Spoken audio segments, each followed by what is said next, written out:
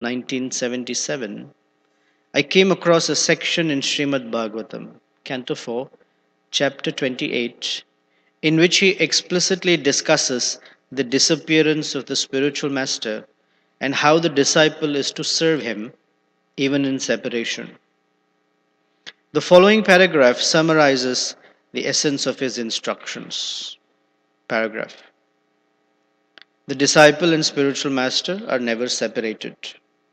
Because the spiritual master always keeps company with the disciple as long as the disciple follows strictly the instructions of the spiritual master. This is called the association of Vani, words. Physical presence is called Vapu. As long as the spiritual master is physically present, the disciple should serve the physical body of the spiritual master. And when the spiritual master is no longer physically existing, the disciple should serve the instructions of the spiritual master. Srimad Bhagavatam, Canto 4, Chapter 28, Text 47, purport. Now, it doesn't mean that when the spiritual master is there, instructions don't need to be served. They also. Continuing.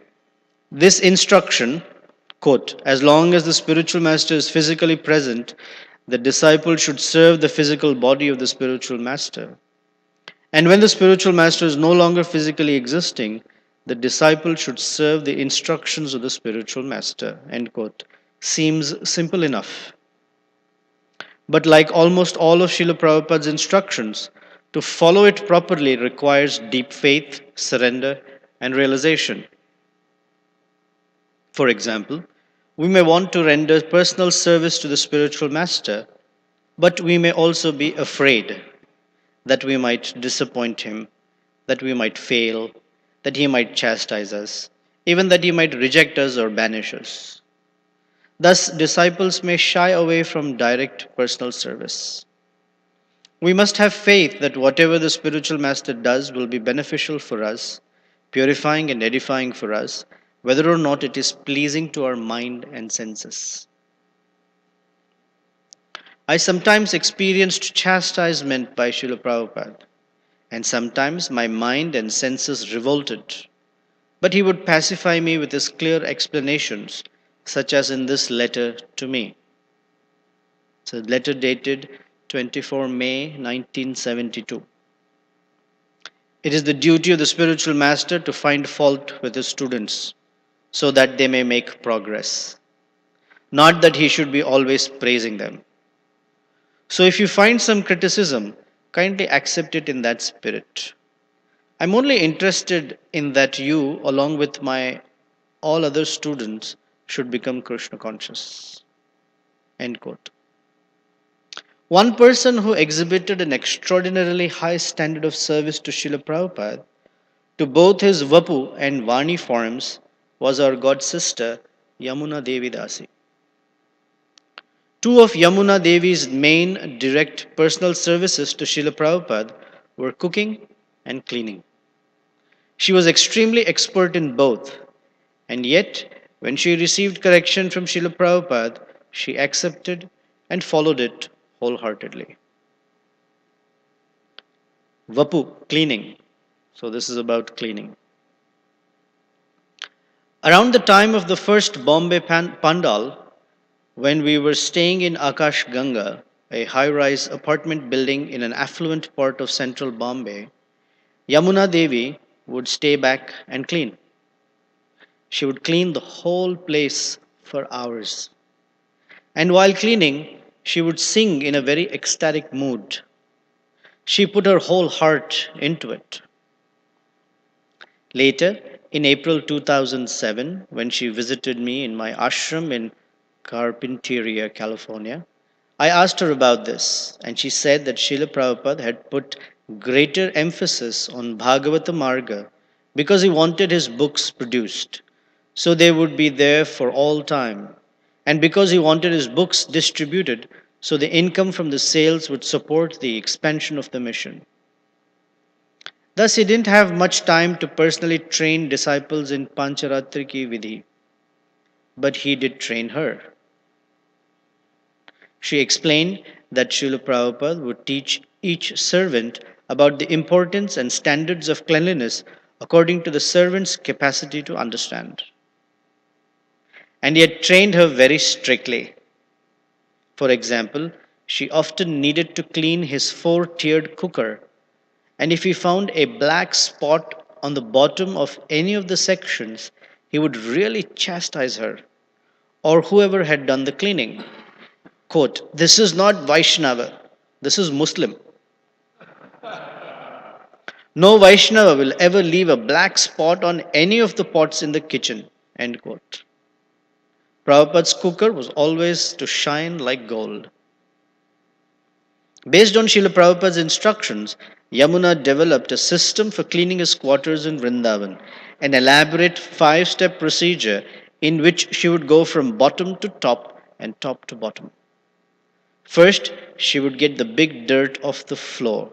Then she would work her way up the walls as far as she could reach, dusting, and then she would go back to the bottom, cleaning everything as perfectly as she could. If there was anything wrong, Prabhupada would notice and tell her about it. And keeping the rooms in Vrindavan clean was very hard. With the drifting sands of Ramanreti and the whole place being a construction zone, there was always dirt and corrosion everywhere. Listen carefully.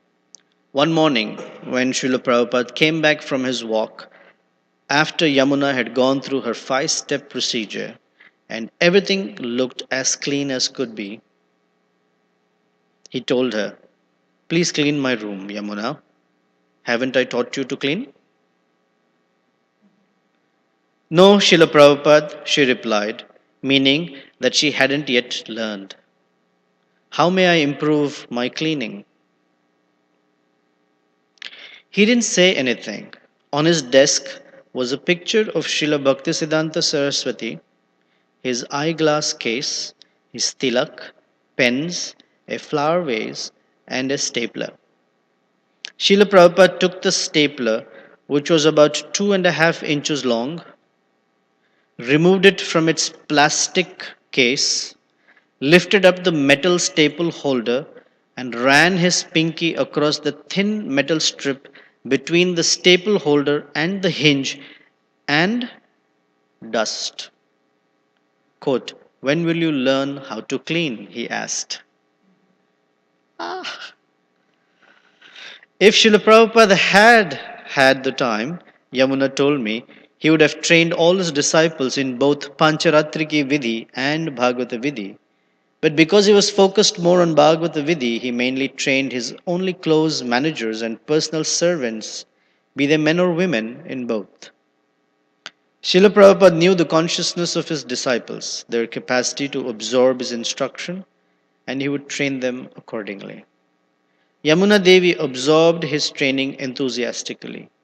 More than 30 years later, she told me, quote, "I can honestly say that I engage in cleaning joyously. In our ashram in Sharanagati, Canada, we sometimes sing and clean for hours and hours. Our place is very primitive. We have a dirt floor and walls, but we like to clean a lot. We enjoy cleaning for Srila Prabhupada and the deities." Bapu, cooking. Cooking, like cleanliness, is also part of deity worship, and Yamuna Devi was most expert. Once, when Srila Prabhupada was coming to Vrindavan, she went to some Vrajavasis and asked, "What is the best way to make a Vrajavasi roti?" They told her, "You have to get red Punjabi wheat berries. You have to grind them in the morning, and then you have to cook the rotis with neem wood." When Prabhupada came, she didn't say a word to him, but she got red Punjabi wheat berries, had them ground in the morning, and then cooked the rotis with neem wood. When she went in to serve Srila Prabhupada and put a hot roti on his plate, he took one bite and said, "This is from red Punjabi wheat berries. You ground them this morning and cooked the rotis with neem wood." She hadn't said a word to him. He just knew. And even then, he had a suggestion for improvement. Just one thing, he said. If you cook them 1 or 2 seconds more, they will be perfect. 1 or 2 seconds more. This was at Radha Damodar temple in 1972. Yamuna also recounted a sequel from Raman Reti in 1973. This is her recounting.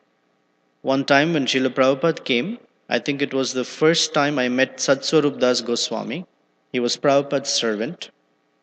I was on a bucket stove again, on the floor, no kitchen. You know what's a bucket stove? The stove is a bucket and you put coals in it, little cow dung, and that's it. So you can't regulate the heat and temperature. You have to sprinkle water or remove something or add more wood. That's it. It's like a bucket. Uh, that's how they used to cook for Prabhupada. And sitting on the floor. I was making Prabhupada's prasad, and as you may or may not know, when you cook with a bucket stove and you have a little bit of hard coal, and then a little bit of soft coal, and then a little bit of cow dung, it's a little hard to regulate. There is a certain temperature, and you cannot turn a switch to make it higher or lower. And then, depending on the thickness of the pot, you know what intensity you want. And then there is what you call the tawa, which is an iron griddle, concave. And to make a chapati, you keep that on the stove and then you lift it off and you put the chapati on top of the flame. So I made chapatis for Prabhupada's lunch. Satswarup Maharaj wanted to bring in the lunch, thinking that I probably shouldn't do it. He brought in the plate, came back into the kitchen and said, Prabhupada wants me to teach you how to make chapatis. She's an expert cook. And he says, Prabhupada wants me to teach you how to make chapatis. And I said, Oh Maharaja, I would be so grateful if you could do that. I'd love to learn to make chapatis. Please. Then I got up and he began to wash his hands. By the time he sat down and rolled out a chapati, the tawa was really hot. He rolled out an octopus like chapati. Now, when you roll out a chapati, the ball bearing for rolling it out is the dusting of flour. And if you roll the chapati in too much flour, you actually roll flour onto the surface of the flatbread. And then, even if you try to flap it off, you will still have a crust of flour. So, you should use a minimal amount for the ball bearing and then flap off the extra. Maharaja's octopus was covered with flour on a hot tawa. When he put it on, I said, Maharaj, what should I be looking for? He said, You wait till there are pimples on the top. As soon as the chapati hit the griddle, very hot, the pimples came very fast. He turned the chapati over and there were little burnt holes. So there was no question of it puffing up. So he put it on So he put it on, and the little bubbles appeared at different places. And he took it in to Prabhupada. Then he came back and told me, Prabhupada said, This is excellent. So that's how Prabhupada taught me. It was never with a whip, but there were beatings nonetheless. There were beatings over my head. Service without expectation or demand. Personal service should be offered without expectation of or demand for external reciprocation, for attention or expressions of approval or affection. When Yamuna Devi was undergoing treatment at Bhaktivedanta Hospital toward the end of her life, I encouraged some of my disciples to take the opportunity to serve her, and I asked her to guide and instruct them as she saw fit. Here is a written exchange she had with one disciple, a copy of which she sent me. The disciple wrote, quote, I want to reconfirm with you my tomorrow's visit, whether it would be convenient if I came around noon. I don't want to disturb you, so let me know exactly what time I could drop in. One of my dear god sisters is craving to see you. Can she come along if it is not inconvenient? Yamuna Devi replied, unfortunately, being in the hospital means being inconvenienced with medicines to help my condition. 3 days ago, I was put on new diuretics, and I'm not up for any visits or visitors at all. So many want to visit, but it is not possible. When you come, you will have to be like the cook I was for Srila Prabhupada. Bring in the prasad, bring the prasad for respecting and leave unspoken to. That was the norm. Unless he gave some instruction how to make adjustment in the cooking, or unless he made the occasional comment. Giriraj Swami asked me to instruct you, so I'm passing on this to you. It is a small aspect of the classical teacher apprentice mood. Serve in silence unless spoken to. While I never took a teacher mood with you, this is a rich rasa to explore on different levels. If you continue to bring baked goods once or twice again, at least you will have access into experiencing the tip of richness of this kind of service. It is similar to what we do when we offer bhoga on the altar. Pray, cook in a meditative mood, deliver, offer, and depart. Bas. I believe you are sincere and mature enough to do this. It was expected of Srila Prabhupada's cooks. In fact, it was a prerequisite for cooking for him at all. Hopefully, it will bring you to a new level of service, something you can use in your service to your own Guru Maharaj. So please bring the baked prasad anytime convenient to you and deliver it to Gaurangi. Vani. When Srila Prabhupada was in Allahabad for the Ardha Kumbh Mela in December 1970 and January 1971, Yamuna Devi and I were there with him. Srila Prabhupada spoke on the story of Ajamila and the holy name from the 6th canto of Srimad Bhagavatam. Only the first two cantos had been translated and published then, so Prabhupada read from his Sanskrit Bhagavatam with commentaries, sometimes translating from Sridhar Swami's comments and occasionally from Jiva Goswami's. While there, I heard that Srila Prabhupada had said he was speaking for Yamuna. In April 2007, when Yamuna visited me in Carpinteria, I asked her about it, and she told me something that etched an indelible impression on my heart. As she explained, she had always thought she had as much right as anyone to walk or sit close to Srila Prabhupada. And generally, when he spoke, she would sit in front of the Vyasasana at his feet. She had never really considered that men should walk or sit closer to Prabhupada and women further away. The movement had been like that in the early days, like a family. In Allahabad, however, one of the sannyasis explained to Yamuna that in India the women sat apart and that she should too. So during the next morning's lecture, she sat at some distance from Srila Prabhupada.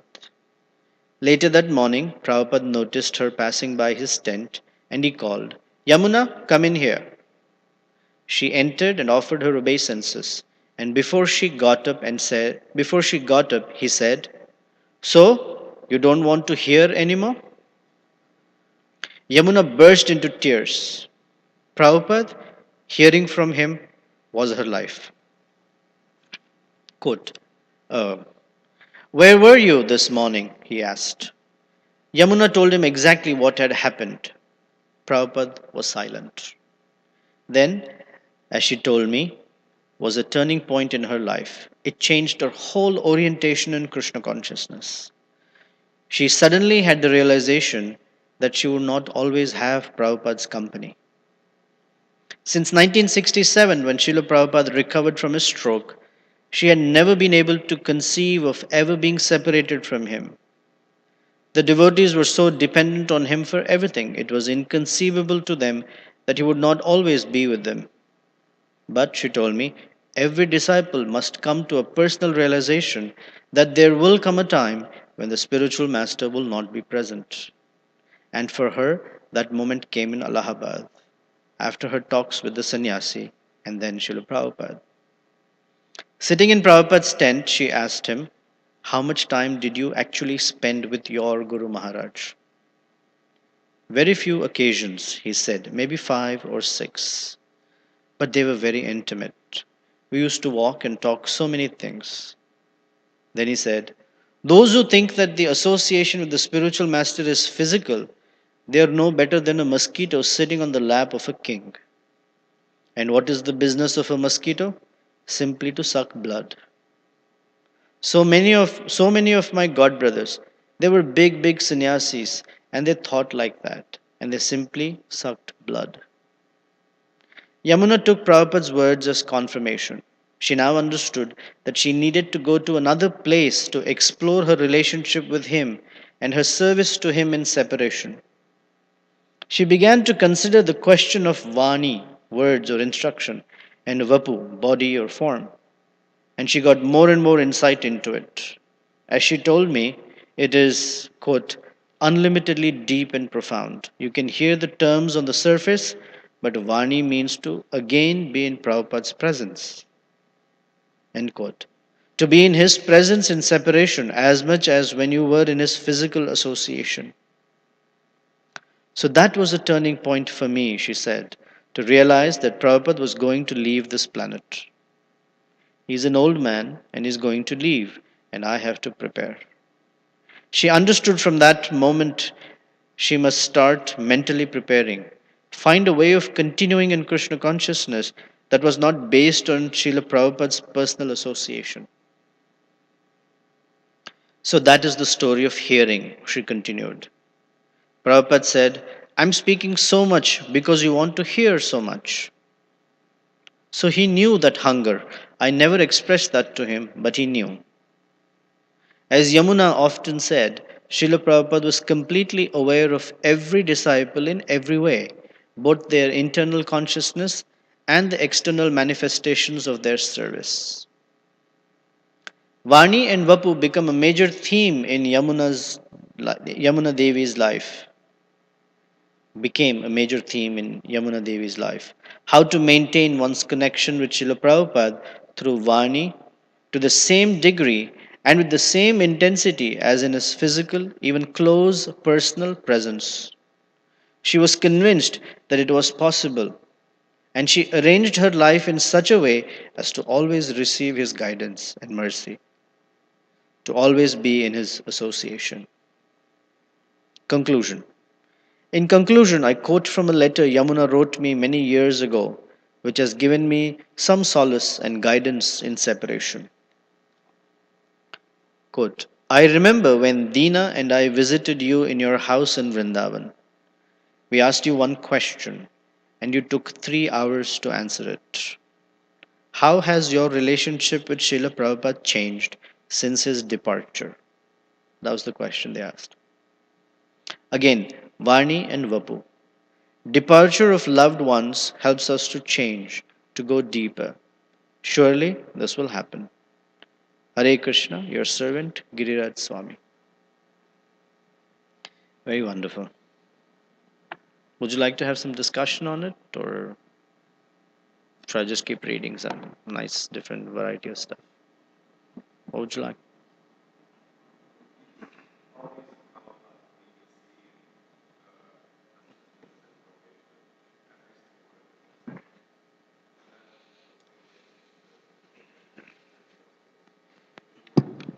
That's where we should look at. That is the way that we should. No, it's okay. It's just this time.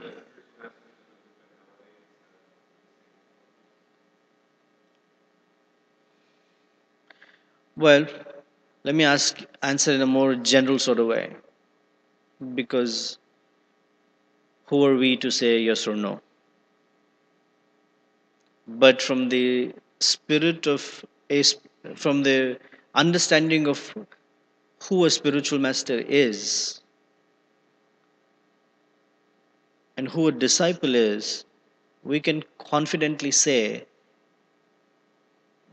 that super soul does communicate with the spiritual master in a way that we might not be able to conceive. For example, suppose a disciple is doing something foolish somewhere, and the spiritual master is in some other part of the world. It's not necessary that it's not necessary, it may be possible, but it's not necessary that the spiritual master will get some indication like, oh, this guy is doing something awkward right now. You know, it's not like that. But the super soul may inspire in a particular way that may bring to the spiritual master's attention somehow or the other. It does happen.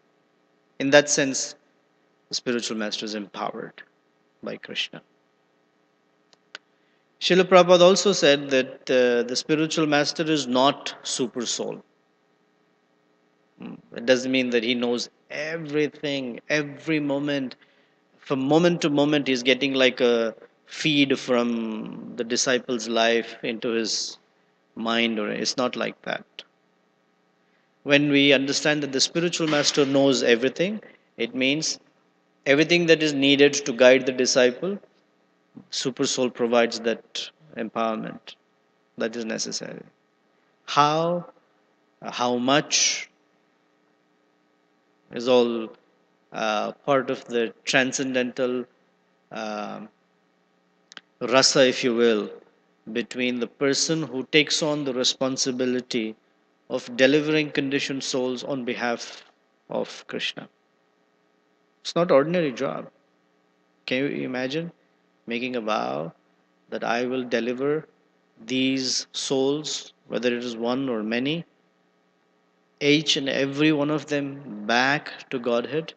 And as long as it doesn't happen, I will continue taking birth just to deliver, even if it's one soul. Can anyone stand up and say, I can do that? So it's a very, very big responsibility. And so naturally, Krishna empowers and interacts in a very unique way. How? Can't say. Specifically, can't say. But we can be fairly confident that the spiritual master knows somehow or the other. Comes to know, knows, has a sense of it. And then having the, I guess, quintessential disciple, as disciples or as aspiring devotees, as soon as we open our mouth, the spiritual master gets a full reading of what's happening inside our consciousness. He knows by the way we walk, by the way we offer our obeisances, by how we speak, what we speak about. They get a very quick reading of what's going on. Although we may not be able to identify exactly what the issue is, by expressing our issues, they have a very good sense of what's going on. From experience and from empowerment.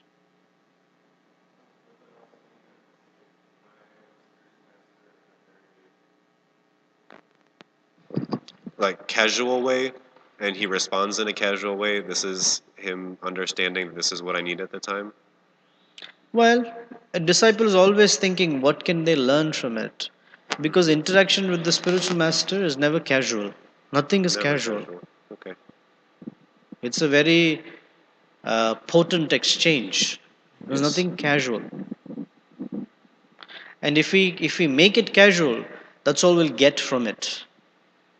Yes. It's like coming to the deity. Nothing is casual. It's not casual. If we are casual in the presence of the deities, nothing touches our heart. So that's something to be avoided then. Yeah, Being too familiar or absolutely. too casual. Yeah. We sing every morning, Bandhu Mui Savadhana Mate. Savadhana means attentive, alert, vigilant. So when we are, especially in the presence of the spiritual master, we never put our guard down. Like, putting the guard down has many connotations: familiarity, asking frivolous questions, or ordering the spiritual master, whatever. impressing the spiritual master. And in Nectar of Devotion, we were reading recently that one shouldn't praise oneself in front of the spiritual master. We have a tendency to do that. Oh, Guru Maharaj, by your mercy, here's my long list of accomplishments. In fact, it said that in the presence of the Guru, one should appreciate and glorify the Guru. See, I even caught myself sort of talking over Maharaj because I was so excited, and then I of course was like humiliated once I left the room. Yeah, But he happens. didn't seem to chastise me for it either. Yeah, I mean, they're not into chastisement necessarily all the time.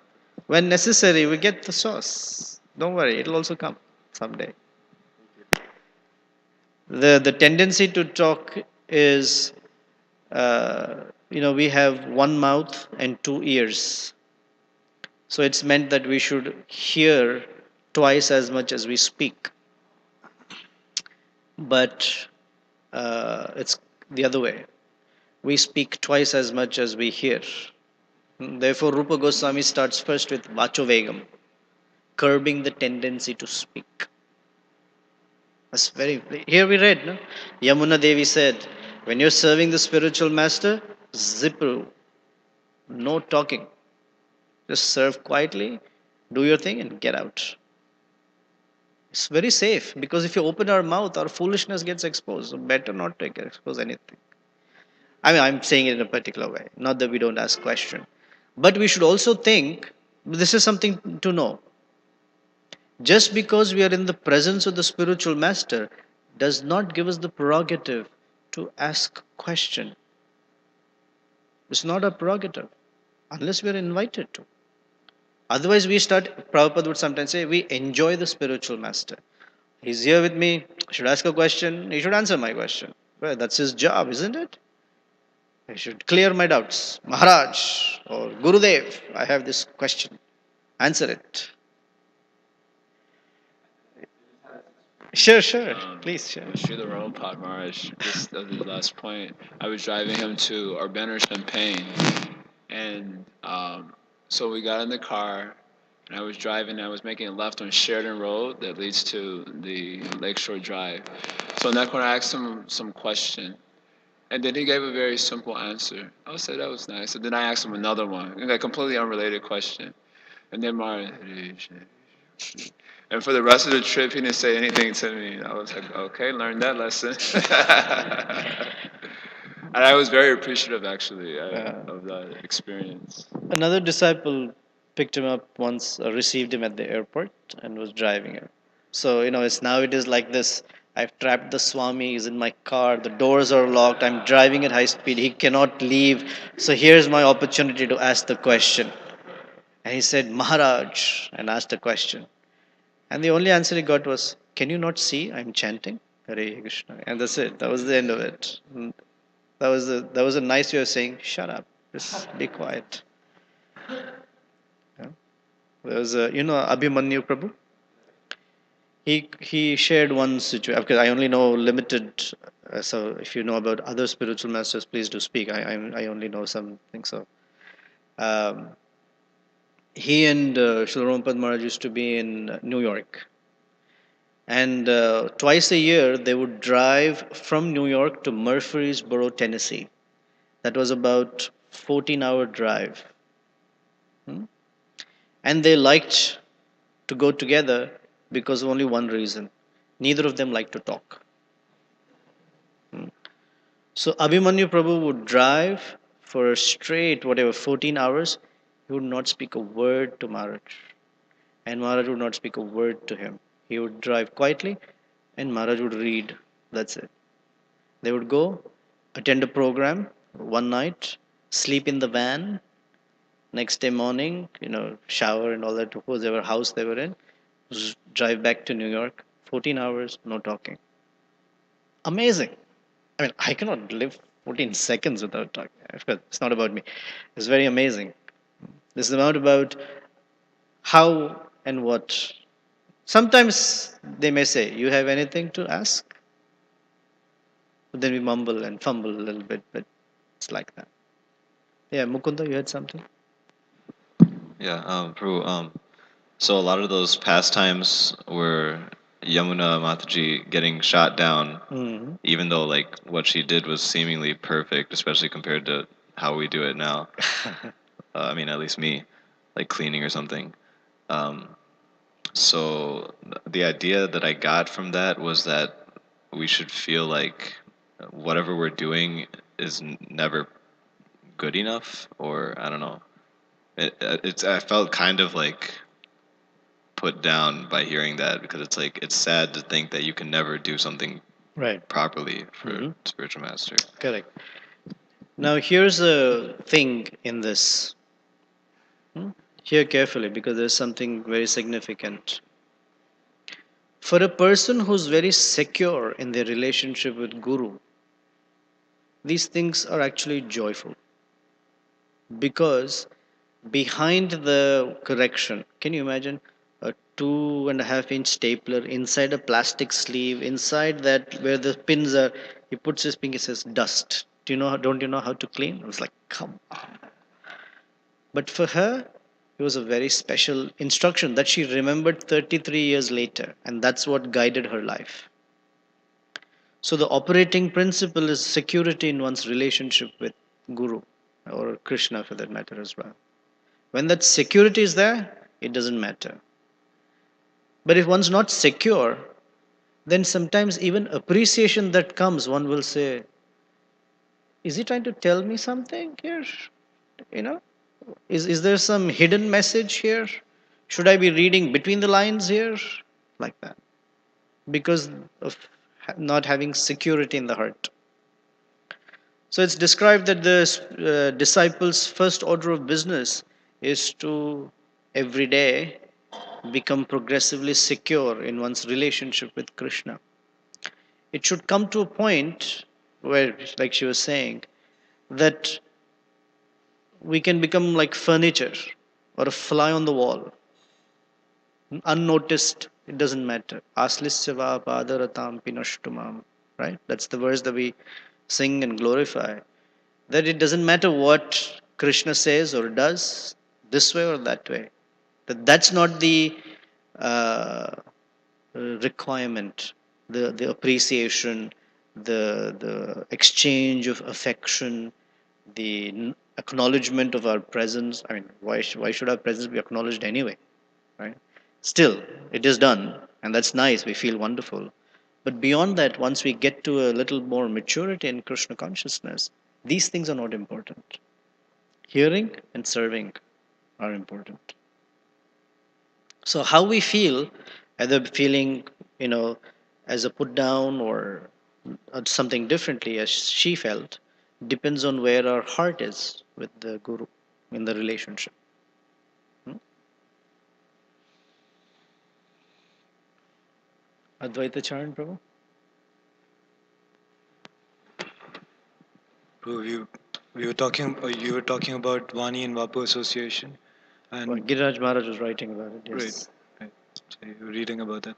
So there are many devotees, especially disciples of Srila Prabhupada, who almost never may have had Vapu like personal association, Yes, but just by Vani they have like, continued to flourish in Krishna consciousness. So correct. it doesn't seem to be related or necessarily dependent on Vapu association, taking his association through Vani.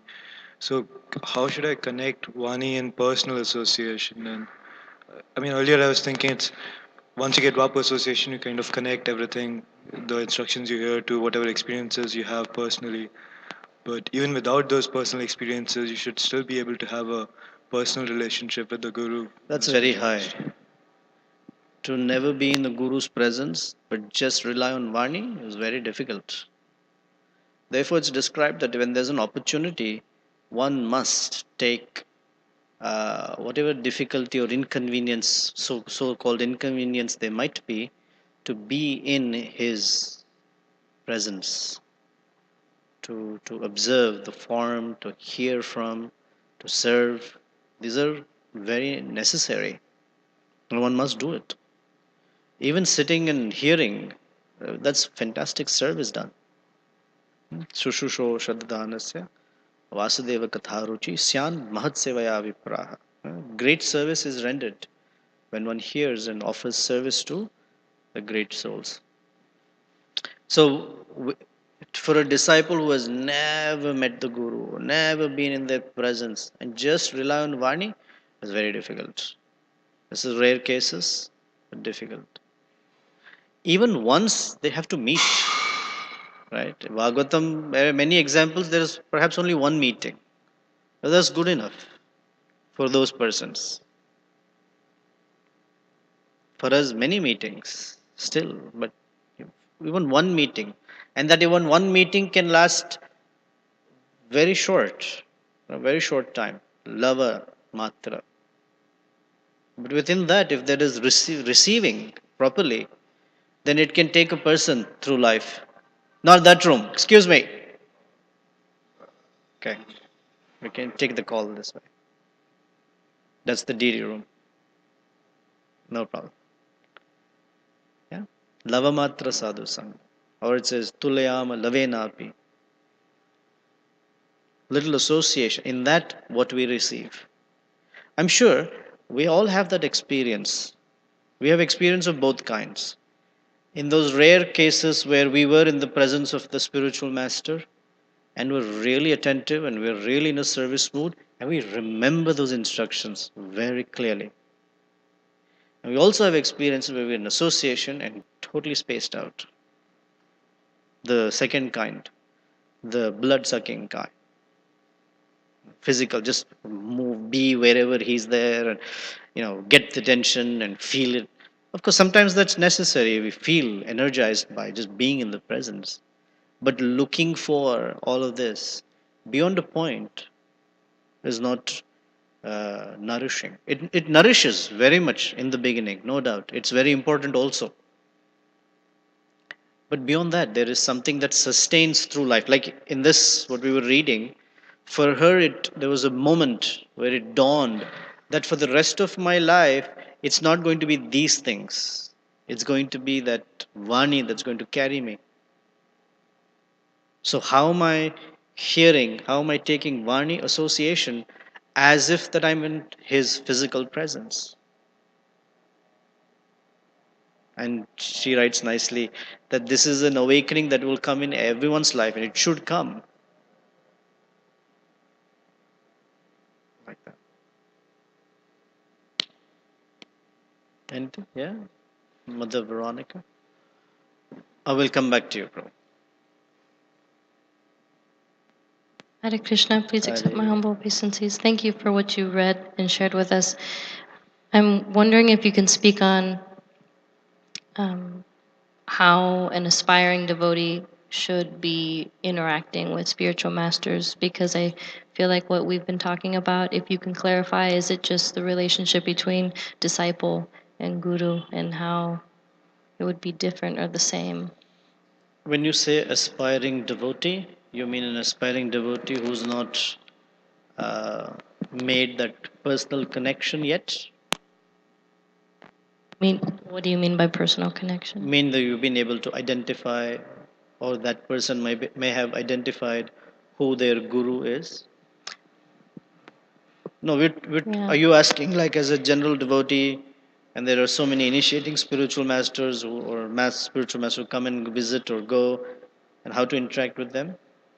Yes, and I think both with someone that maybe you have a personal connection with, but then also, and not necessarily initiated. Their role as guru is uh, potent and valid when it is one on one with us. Uh, in the sense that they're all Vaishnavas, very, uh, we should say, advanced Vaishnavas. And according to Rupa Goswami, from advanced Vaishnavas, one should hear carefully and offer some service. One among those advanced Vaishnavas, we might feel a very personal connection to, and we may seek their uh, permission to be accepted as a disciple, as an aspiring disciple. Then the relationship is different altogether. It's a guru disciple relationship that one is developed. The both are developing. The spiritual master gets the opportunity to examine, give instruction, and understand the disciple's personality and nature. And the aspiring disciple gets the opportunity to understand and appreciate and develop an appreciation for the mood of the spiritual master, like that, before the formalization of initiation happens. So that's a very personal one. How to interact in that? Well, be very open and honest and uh,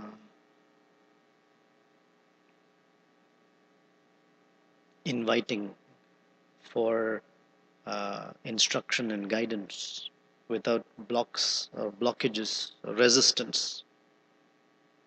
Because when there is resistance, the instruction cannot enter the heart.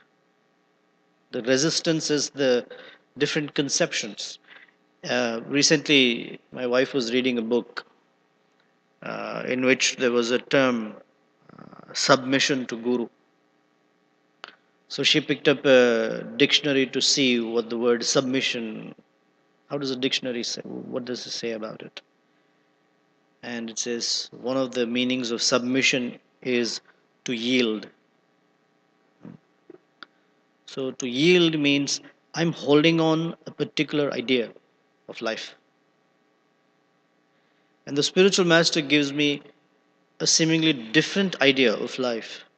To yield means I'm willing to let go this idea and hold on to that idea. And that doesn't come without development of trust and faith through the medium of service. Till we recognize that the spiritual master's only agenda is our welfare and nothing else. Well, that takes time.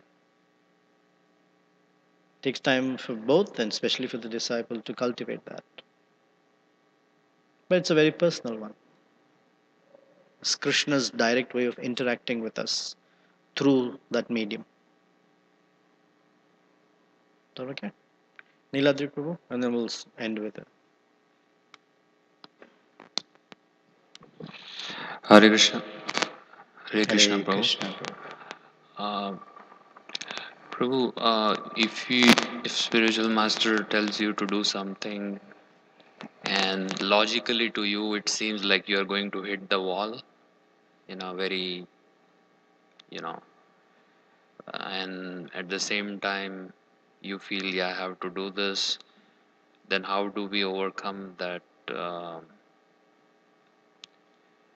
It may not be that what I am feeling, that I'm gonna hit the wall, but then how do I have that faith that, yeah, that's not what the instruction is gonna take me towards. It will take me that faith.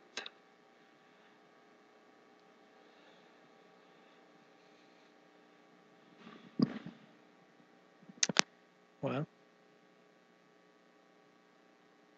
today I'll answer it a little differently. We can only operate at the level of faith we have. And our daily cultivation is that we nourish that faith so it grows more and more and more. And the way faith grows is from application of instruction. That is when jnana becomes vijnana. Without application, all the principles of devotional life remain within the jnana realm or platform. So we know, but we can't do anything about it unless we apply ourselves to it. So we may not have the strength to do that instruction, but we may have the strength to do this instruction. We do that. And we get some realization from it, which gives us the sufficient confidence and strength to do this instruction, to do this instruction, to go to that instruction. That's one. Another is, who's the person we're talking about? if you look at a broad brush stroke, you know, we see that their life is meant for our, they dedicate their life for our welfare. So they are genuinely invested in our welfare. We have to know and feel that.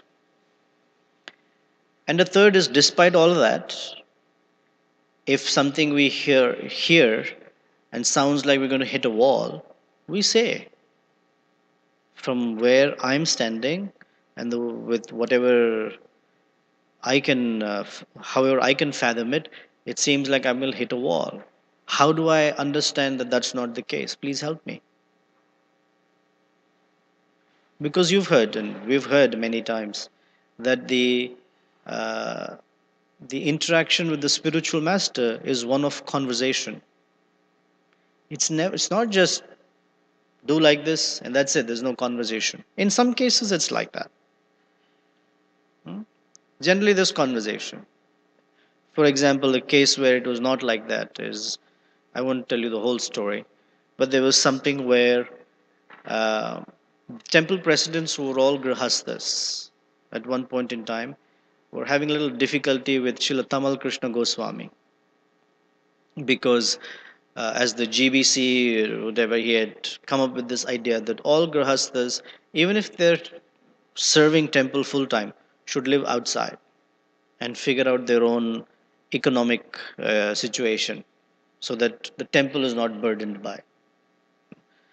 And somehow he convinced Prabhupada. Prabhupada said, "Okay, we will do it that way." And all the householders, they were in dilemma, and they were like, how will we serve full time without any, like that? And so after almost a year of back and forth, finally one day it just happened that Prabhupada and these persons, all the representatives for the Grahasthas were there, and Tamal Krishna Maharaj was there, and there was this real powwow on this topic.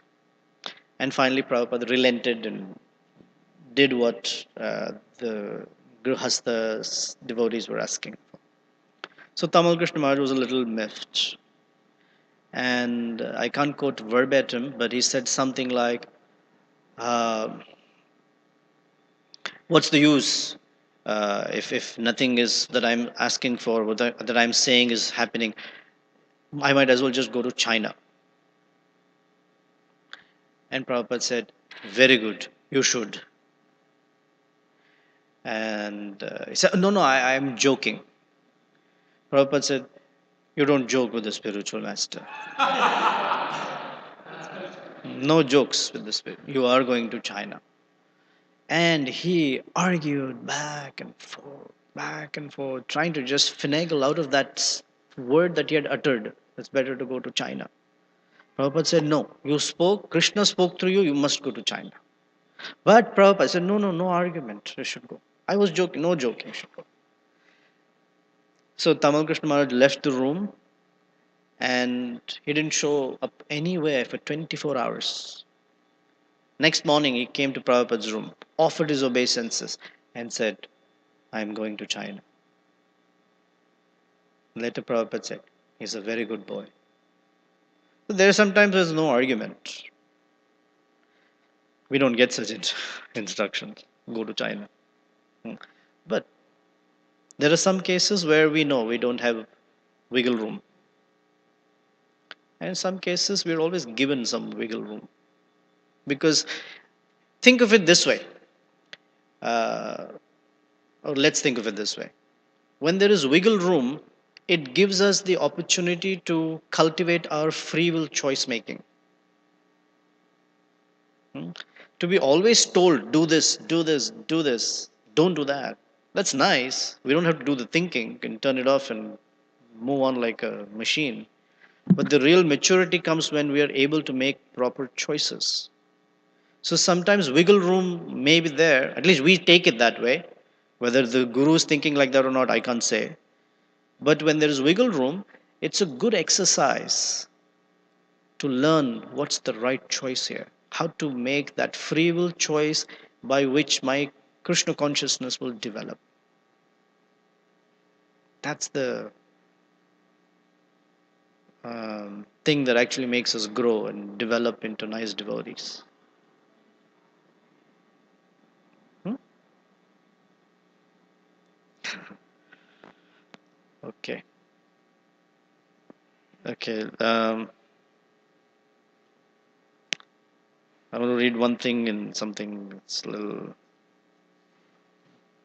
funny.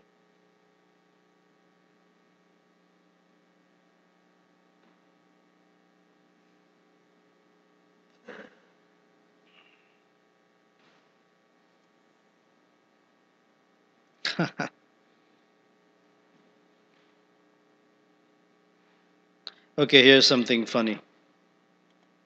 Prabhupada tells a story. We'll read this thing and we'll end. Prabhupada introduced his disciple, this is from Prabhupada Nectar. Prabhupada introduced his disciples to the stories of the jester Gopal Bhan, who was famous in Bengal for his intelligence, wit, and quick thinking in the court of Krishna Chandra. I didn't select this, I just randomly opened.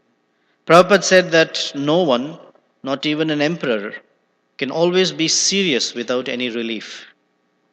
But since everyone had to treat the king very respectfully, there would be one person allowed to spoof with the king. The king would also be able to joke with him because if the king were to do that with his prime minister, the prime minister's prestige would be reduced. So King Krishna Chandra was always engaged in a battle of wits with his joker, Gopal. One time Gopal walked into the king's court and the king said, Gopal, you're an ass. My lord, said Gopal, I am not an ass. There's a difference between me and an ass. Then Gopal measured out the distance between himself and the king and said, 6 feet. When Prabhupada laughingly told this story, his devotees were not only amused but amazed that Prabhupada was inviting them to hear and laugh at the wit of Gopal Bhan. Then Prabhupada told another story. Gopal was building a new house, and according to the Vedic custom, before you open a house, you have to have a sacrifice called Griha Pravesha. This means there is a yajna so that the house is pure and offered to God. No one is allowed to pass any stool in the house or it will be considered contaminated. Nothing is used by anyone till the Brahmanas enter with Sankirtan Yajna, reciting mantras and sprinkling Ganges water. Thus, in the Vedic culture, everything, including building a house and conceiving a child, is regulated so that at every point one is conscious of Krishna. But, Prabhupada explained, the king wanted to defeat Gopal, so he offered a large reward of gold coins if anyone could outsmart Gopal and pass stool in his newly constructed house. One day Gopal was inspecting his house when a man sent by the king came up and pretended to be suffering from an urgent call of nature. Gopal, he said, I have to immediately pass stool. Please show me your bathroom. I cannot contain myself. All right, Gopal said, come on. He took him over to the bathroom of the newly constructed house and allowed the man to squat down inside.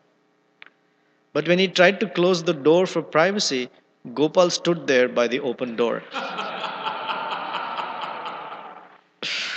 Gopal, why are you standing there not allowing me to close the door? Why are you holding that big stick in your hand? Gopal said, no, you can pass stool in my bathroom, but if you pass one drop of urine, then I'm going to smash your head. Then the man laughed and confessed, you're very clever, and he ran off defeated.